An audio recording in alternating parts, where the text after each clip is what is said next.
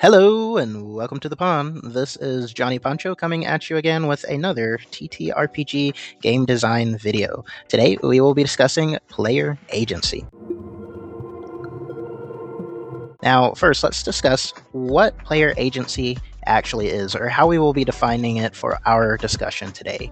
Many, when they think about agency, players' choices in a game, they equate it more with a character or player's freedom of choice in a game. I can do what I want, to what degree I can accomplish the things that I'm trying to accomplish, how I want to accomplish them. Now, when we look at Encyclopedia Britannica's definition of freedom, we see that they, in part, define it as the absence of necessity, coercion, or constraint in choice or action.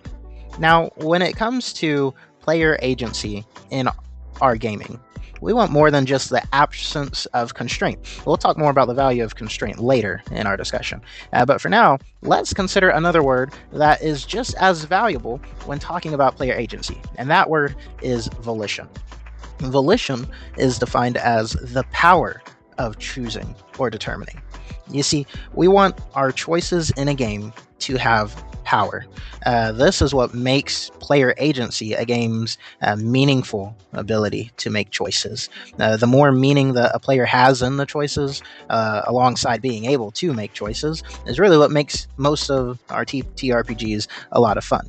One architect of games, Adam Millard, said that many games, speaking on video games, may offer a lot of choices, but more often than not, these decisions, weirdly, rarely feel like they end up mattering.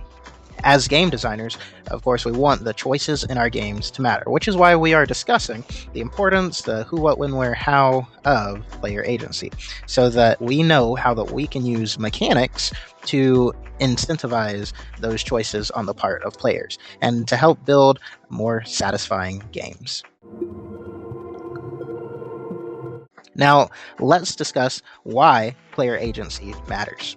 Player agency matters especially in tabletop role-playing games because TTRPGs are uniquely positioned, they're uniquely enabled to create player agency. Immersive's Scott Rigby had once said that only a handful of video game companies on the planet can make volition at scale, and it's even hard for them. That's one of the advantages that tabletop role-playing games have over video games, is that they are able to create a deeper, stronger sense of choice, meaningful choice at that. Adam Millard, who we referenced earlier, also said before that one of the main reasons that Dungeons and Dragons became and remained so popular is because of the potentially limitless scope of adventure that's offered by a combination of the game's flexible rules and the player's imagination. You think about how you feel when you're playing a roles-based strategy game, and there's always that one player, and in my experience it's usually the person that chooses to be the healer, but maybe you've had a different experience. But there's always that one player that doesn't play their role. It is so frustrating when everyone on the team is working right in harmony, but then that one guy goes rogue, and he's not playing the role of the rogue. He's probably playing the person that's supposed to heal everybody, or who's supposed to take hits for the team, but instead he's running out in front trying to deal damage. What were we talking about? Oh, right. So, tabletop role-playing games. Their role in our entertainment space, the most valuable role that they play, is the promise and ability to deliver on agency. It can be so frustrating if a tabletop role-playing game, by its design, does promise that agency, but delivers empty-handed on that feeling of freedom and choice, that feeling of meaningful choices and meaningful freedom in the game. That is why our ability to design freedom in tabletop role-playing games is so important, because it's at the heart of what makes TTRPGs stand out from video games, books, and most other genres of entertainment. So let's try to see how we can build a game that affects both the narrative and the mechanical aspects through player choice. Let's talk about that, because we've used the word player a lot. So who should get player agency? Well, players and GMs, to some degree, need a clearly defined realm of agency within your game's design. When a GM knows where their boundary ends and the player's ability to choose begins, this will make less need for a table to homebrew this in the game. Think about in Monopoly. Everyone knows who the banker is. Everyone knows what the banker can do and what the other players can do. Or at least we think that we do. There's still a lot of disagreement about the official rules of Monopoly. But that aside, point being, if a game defines what its roles are, what the agency of each role gives, then this makes for a more satisfying gameplay loop. Frank over at What is Tabletop had brought out that RPGs do have a repetitive gameplay loop. So you, the game designer, should hopefully know what that loop is so that when you're making content for the game, like when you're making character abilities, feats, that kind of thing, you know, okay, maybe I can disrupt it in this way, or maybe I can add to that gameplay loop here. When we know what our game's loop is, when we know how our mechanics have room for agency, that better enables us to give meaningful choices through the core dice mechanic, through what extra abilities people can choose, more than just a narrative effect on the world, which that's important also, but also adding to where it has a mechanical effect on the system. So think about the next time that you're adding a game mechanic, ask yourself, who is this mechanic creating agency for? If no one can make any choice with the mechanic, or if that mechanic isn't giving anyone the ability to change how the gameplay loop operates, you may want to ask yourself, why am I including this mechanic in the game?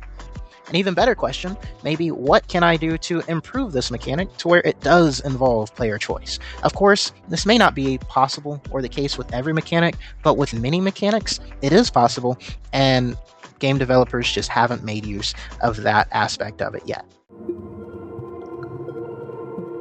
Let's discuss when to deny player agency. If a game doesn't set clear boundaries for both the players and the game master, we can end up with that sense of emptiness when playing a game at the table. What's even worse is when a lack of boundaries become a problem, when problem players feel entitled to make impositions on other people's choices because the game doesn't clarify that they can't. This reminds me of something that my 9th grade social studies teacher had said. I think they were discussing like government or something. It was 9th grade. That was a long time ago for me. But she had said, your freedom ends where my nose begins. Now, me being a frog and not having a nose, it took me quite a while to understand what she meant exactly, but then I got it. And basically the point of what she was saying was that where one person's ability to make choices should stop is when it's interfering with someone else's ability to make meaningful choices. This can be applied very well in our game design.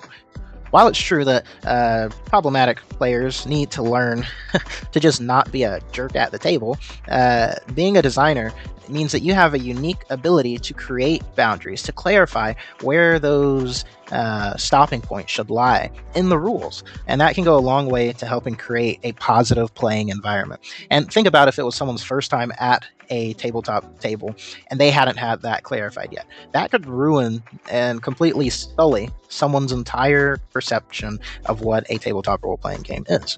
So by clarifying those things in the rules, we give something solid that game masters and the other players can fall back on to show how the game should operate.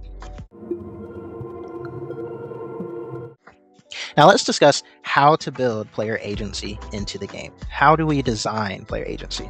Well, build the game not only to give choices, but also to give reactions to player choices. One of the lead developers on some of the games that came out of the Fallout series had said that the hand of the designer is where there's deliberate design decisions made by the designer to allow certain things to happen or to restrict them from happening. For us as game designers, this means that we need to be deliberate in how we design the mechanics to react to the choices that players make. Being deliberate may not always be easy, but it's very important. These kind of choices make the action of rolling the die more meaningful. But there is a warning to be had with this. When we're creating and designing this agency, we want to be careful to not overly punish players. One developer, Mark from Game Maker's Toolkit, had said that it's often better to encourage the behavior that you want than to discourage the behavior you don't want. Instead of punishing a player who's too slow, we can reward them when they finish the game quickly. This type of approach to game design, while not cutting out the need for the stick, so to speak, in the carrot stick model, makes the game more fun and gives that same incentivization without drawing away from the positive momentum a game has. So, how do we apply this in tabletop role playing games? Well, when designing our game mechanics, give clear levels of positive and negative consequences that the GM can draw on when issuing or receiving reactions to a player's choice. Be the designer. Show your hand in the design of the game. When a player chooses to do something, they should be able to see, oh, I can tell that the designer wanted this reaction for if I chose to do that. So now let's discuss where agency should be addressed in the book. Basically, anywhere that game mechanics are discussed.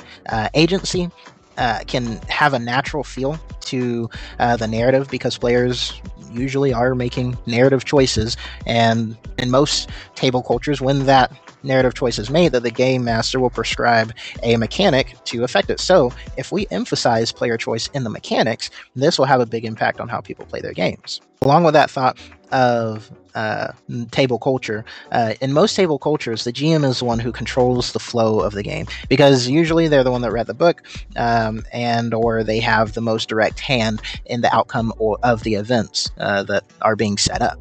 So especially emphasizing the choice a mechanic creates for a player will help the game master to teach players, okay, this is how you choosing to take this action or to set up this action in this way, how it will affect not only the narrative of the story, which is very important, but also how it will affect your team, your players, your characters' ability to interact mechanically with the game world. Well, thank you everyone for joining us for this design discussion here in the pond.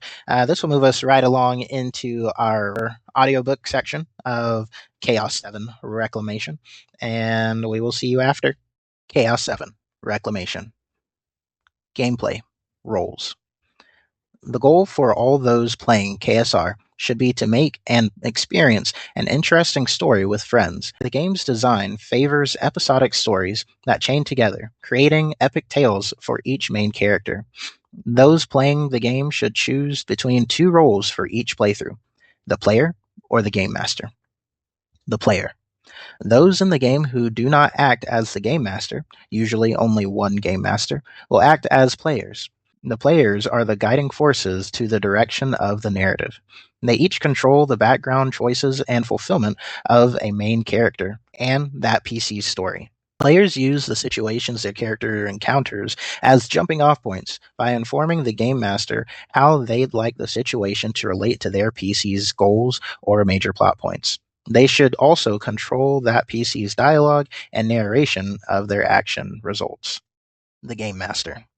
Each playthrough should have one person fill the role of Game Master, or GM. The GM controls the situation, background, and non-player characters, NPCs, that lay the groundwork for the player character's story. The Game Master primarily acts as a reactive force to player choices. Since the player characters are the main focus of the story, the Game Master should direct the attention of the events on the way it affects the player characters. They can do this by asking the players how so before and or throughout the game. The Game Master is responsible for how challenges come across the PCs, so ultimately, the Game Master has final say on disputes. Well, thank you all again for joining us here in the pond. We've had a ton of fun discussing this one of my favorite of topics. And so we ask that if you'd like, leave a comment down below saying what are your thoughts on player agency. Do you think that mini games do this well? What's an example of a game that you think does this especially well for you and your table? Again, feel free to like and subscribe, and we will catch you next time here in the pond.